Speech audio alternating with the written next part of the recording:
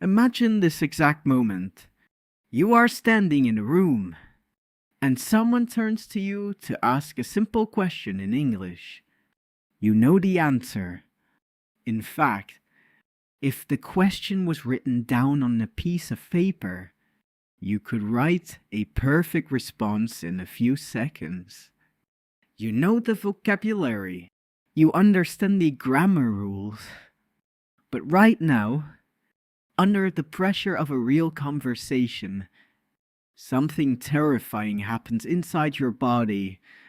Your stomach turns into a tight, heavy knot. Your heart starts beating faster and faster against your ribs. Your palms feel cold and sweaty, and your tongue feels completely glued to the bottom of your mouth. You open your mouth to speak, but no sound comes out. Your mind goes completely blank. Like a computer screen that suddenly shuts down, you look at the other person. You give an awkward smile, and you freeze. You feel trapped, embarrassed, and deeply frustrated inside your own head. Why does this happen to you? Is your memory bad? No, it is not. Is your intelligence low? Absolutely not. The real reason you freeze has nothing to do with your language talent.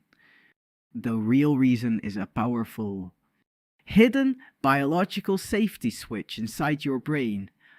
Today, we will journey deep inside your skull to unlock the science of why you freeze and show you the exact system to switch your language networks back on. Hi, welcome back to English Joyride. Here, we don't just teach you standard English words. We explore the deep, beautiful science of how your brain processes language under pressure, so you can overcome your fears and speak naturally. Every week, we take real psychological and neurological research from world-class institutes, and we turn it into simple, clear English that you can use today to transform your fluency. Today's journey is going to completely change the way you look at your communication struggles. We are going to examine the exact physical biological trap that happens when you panic, and how your system shuts down your speech centers to protect you from social danger. Before we unlock this biological mystery together, click subscribe now. Why now? Because next week, we are breaking down the exact scientific method of how your brain processes background noise when listening to native speakers, and the simple focus tricks to hear every single word clearly, even in a crowded, noisy room. You do not want to miss that one. To understand why your mind goes completely blank in a conversation, we must first look at a small, almond-shaped structure hidden deep inside the oldest part of your brain. This structure is called the amygdala. The amygdala is your body's ultimate emotional alarm system. It has one primary job, and that job is to keep you alive. Millions of years ago, when human beings lived in wild jungles, the amygdala was constantly scanning the environment for physical threats, like a hungry tiger hiding in the bushes. The very millisecond the amygdala detected a threat, it instantly took complete control of the nervous system. It fired a high-speed electrical command to flash flood your entire body with stress chemicals, specifically cortisol and adrenaline. These chemicals instantly shut down non-essential organs, like your digestive system, and sent all your blood into your arm and leg muscles.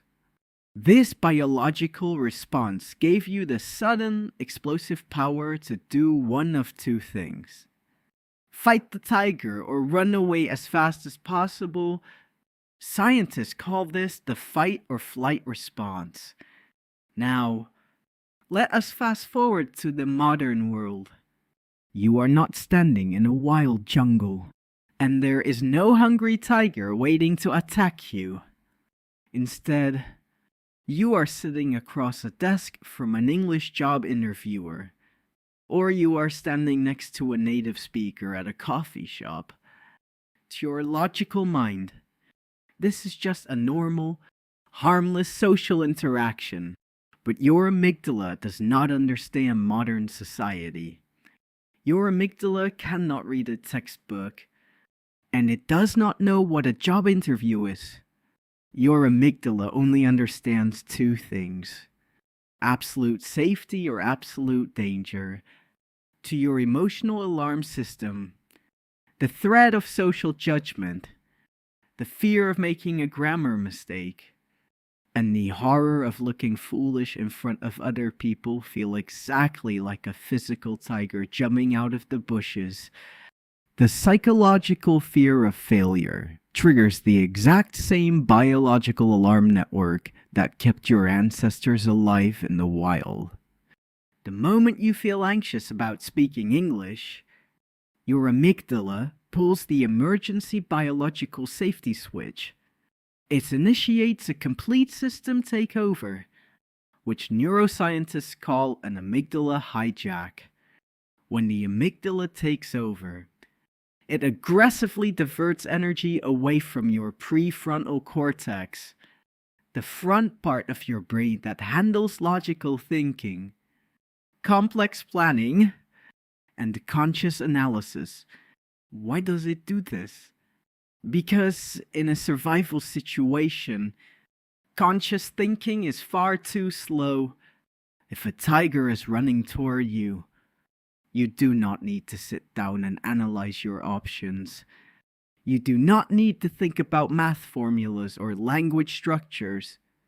You just need to react instantly.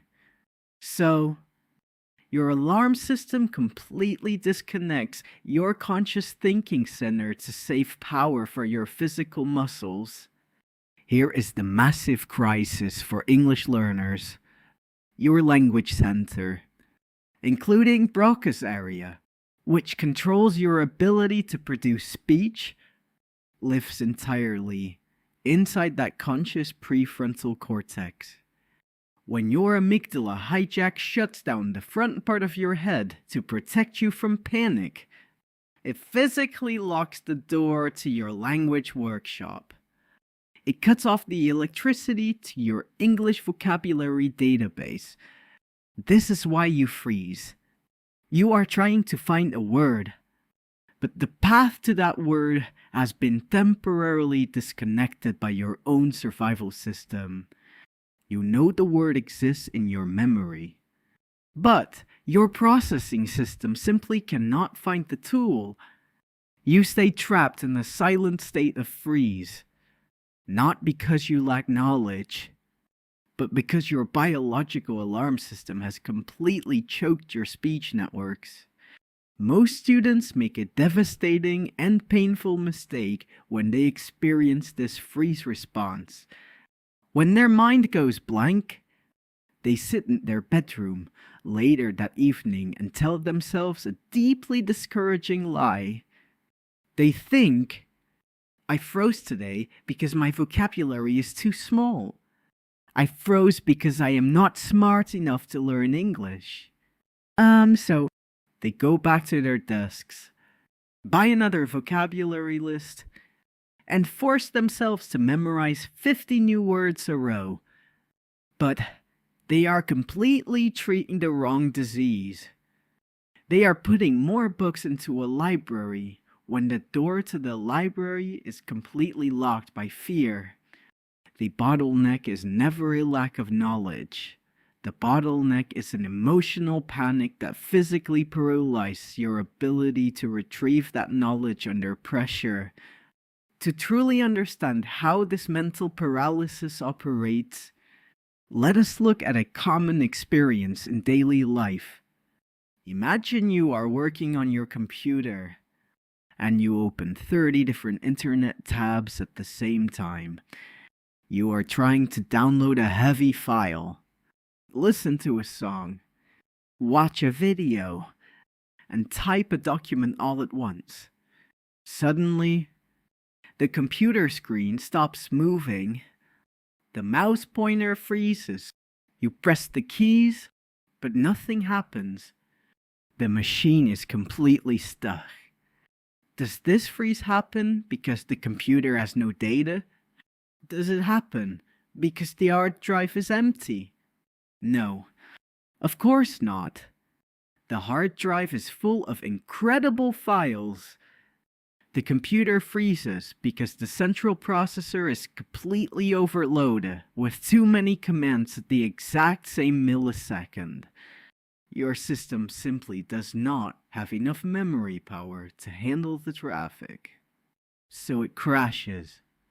This is exactly what happens inside your head when you try to speak English using an analytical, school-based approach.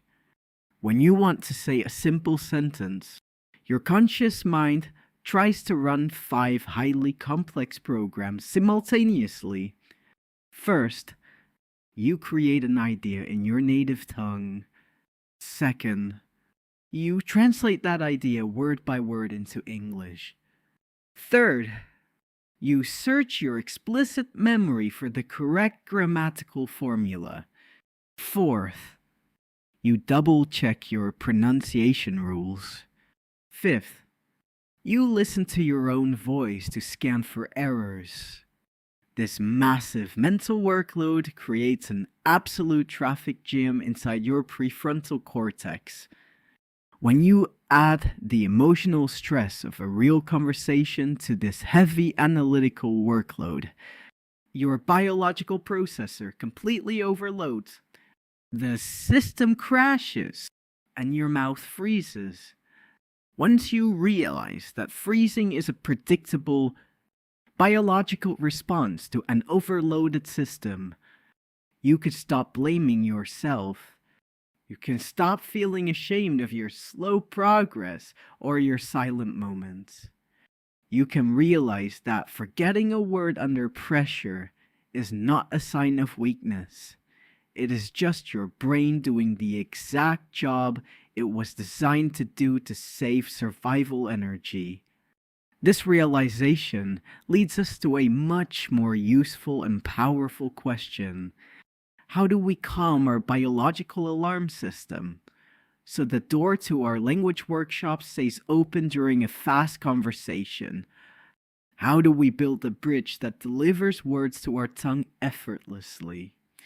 Even when we are nervous, the answer comes from a beautiful, science-based method that changes how your system handles communication. To prevent your central processor from overloading and freezing, you must train your brain to treat language as a natural, physical motor skill rather than an analytical science project. Think about how you walk down a flight of stairs every morning. Do you consciously calculate the distance between each step in centimeters? Do you look at your leg muscles and remind yourself which muscle to contract before you move your foot? Of course you do not. If you consciously tried to analyze the exact biomechanics of your steps while walking down an escalator, you would lose your balance and fall down the stairs immediately. You can walk down effortlessly because the movement lives entirely inside your implicit memory system as an automatic habit. Your body just handles it while your conscious mind thinks about your breakfast. When you study English purely through reading textbooks and staring at grammar charts, you are keeping the language trapped inside your slow, conscious memory system. You are training yourself to analyze the steps instead of moving your feet. To build an automatic language habit that survives an amygdala hijack, you must shift your entire learning process from conscious analysis to physical muscle memory. You need to train your vocal cords, your tongue, and your mouth muscles to produce English sounds automatically, without needing a direct command from your slow prefrontal cortex. So, this is exactly how we bypass the locked door of the library during a state of panic. Let us look at a simple, beautiful framework to achieve this daily activation without moving abroad or spending thousands of dollars on private tutors. We call it the Joyride Reset System. This system requires no expensive apps and takes less than 10 focused minutes a day. It is designed to perform 3 crucial tasks: soothe your emotional alarm center, empty your overloaded processor, and build automatic highways for your speech. The entire framework is built on 3 practical, science-based habits that you can start using tonight in the comfort of your own bedroom. The first step of the framework is called the amygdala soothing protocol.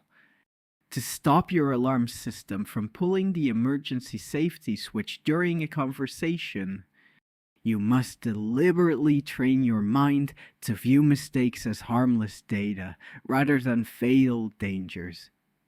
When a child learns to walk, they fall down hundreds of times, but their internal system doesn't enter a state of panic or experience a wave of deep shame. The child's system simply looks at the fall as an interesting piece of feedback, adjusts the balance, and tries again. As adults, we must recreate this calm sandbox environment. When you speak English and make a mistake, you must consciously speak a calming phrase to your own mind. Tell yourself, "This mistake is just proof that my neurons are building a new path. I am completely safe." Oh, by removing the threat of self-judgment, you keep your amygdala perfectly calm, allowing your prefrontal cortex to stay connected to your vocabulary database. The second step of the framework is called the processing volume reduction.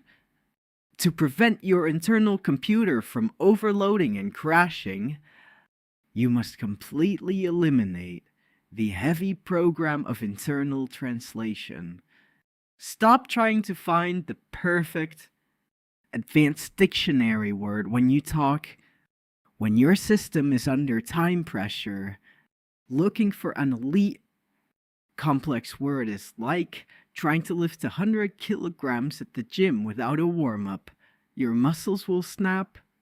Instead, deliberately give your processor permission to use the simplest, easiest words available in your workshop. If you cannot remember the word gorgeous, just say very beautiful. If you cannot find the word convenient, just say good and easy. By reducing the structural difficulty of your sentences, you dramatically lower the workload on your central processor, ensuring that your communication keeps flowing smoothly without freezing. The third step of the framework is called the low-stakes motor simulation. To turn English into an automatic muscle habit, you must force your vocal cords to produce full sentences purely from memory in a zero-pressure environment. A low-stakes environment means an environment where nobody is watching you, nobody is judging you, and there is no possibility of failure.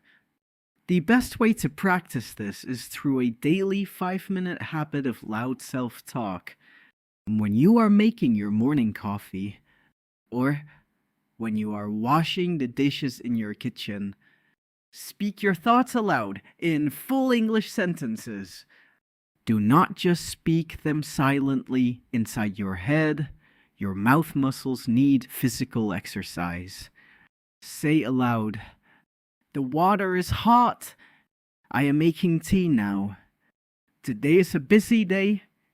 And When you perform this simple physical simulation daily, you are burning a concrete highway from your thoughts straight to your tongue. You are teaching your mouth to move without waiting for a grammar manual. Let us take a quiet, thoughtful moment to look back at our deep scientific journey today. We started with a very painful, frustrating question. Why do you freeze and go completely blank when you try to speak English in front of others? First, we discovered the fascinating biology of the amygdala hijack. We learned how your body's old survival system mistakenly views social judgment and the fear of grammar errors as a physical tiger in the jungle, flash flooding your system with stress chemicals and physically locking the door to your language centers. Second, we examined the computer crash analogy. We saw how running too many conscious programs simultaneously, like internal translation, formula calculation, and self-monitoring, completely overloads your central processor and paralyzes your speech. Third, we found the automatic bridge of implicit memory. We realized that language fluency must be developed as a physical motor habit, like riding a bicycle or walking downstairs, rather than an academic science project. Finally, we introduced the Joyride Reset System, a practical 3-step daily habit to soothe your emotional alarm center, reduce your processing workload, and build low-stakes muscle highways for spontaneous speech. Knowledge without action is just a temporary decoration for your mind. Here is your concrete, realistic action plan for tomorrow morning to break the freeze cycle permanently. I want you to perform a small, 5-minute psychological experiment in your room before you start your day. When you wake up, open your phone recorder or stand directly in front of a mirror. Set a timer for exactly 3 minutes. During these 3 minutes, look at your reflection and talk out loud about your simple plans for the day. You can talk about what you will eat for breakfast, what tasks you need to complete at work, or how the weather looks outside your window. Here is the absolute golden rule for this experiment. You must completely ban your inner critic from the room. You are given absolute, unconditional permission to make 50 errors a minute. If you drop a verb, keep moving. If you use the wrong tense, do not stop to correct it. If you forget a vocabulary word, just use a simple gesture or skip to the next thought. Force your vocal cords to maintain a continuous, unhindered flow of sound from absolute nothingness. Do this small task for exactly 7 consecutive days without skipping. It will cost you 0 money and require less than 5 minutes of your daily routine. But by the end of the week, you will have sent a massive, irreversible signal to your survival system. You will have proven to your amygdala that producing English sounds is a perfectly safe, joyful experience. You will soften the concrete of your anxiety and open the gates to your active toolbox. As we bring our discussion to a close today, please hold on to this vital, comforting truth. True fluency is not about possessing a flawless, perfect textbook mind that never makes a mistake. Fluency is simply a state of absolute psychological comfort, a beautiful, peaceful acceptance of the knowledge you already have inside your head. Never feel ashamed of your quiet moments, your slow progress, or your temporary freeze responses. Every single time you open your mouth and push a sound out, even if it feels broken, you are displaying an incredible act of human courage. You are physically carving a brand new path through the solid concrete of your old habits. Language is not a rigid school examination built to punish your weaknesses. It is a beautiful, warm bridge built to connect human souls across this earth. Be incredibly proud of your dedication today. Trust the natural intelligence of your learning networks. And always remember to be kind to your mind. You are doing so much better than you realize, and you are moving closer to fluency with every single heartbeat. If this deep scientific journey helped you understand your own internal alarm system a little better today, please give this video a like and subscribe to our beautiful community. Your magnificent support helps us continue creating these deep, science-based educational documentaries for passionate language learners all across this planet. Now, learning how to calm your amygdala is a massive victory over the freeze response. But how do you expand your active vocabulary database naturally, without ever relying on boring dictionary lists or traditional memorization columns? I have designed a complete, step-by-step masterclass on how to use vivid spatial context to permanently anchor words to your long-term memory tissue. Click on the video appearing on your screen right now, and let us continue this beautiful ride together. See you on the next ride.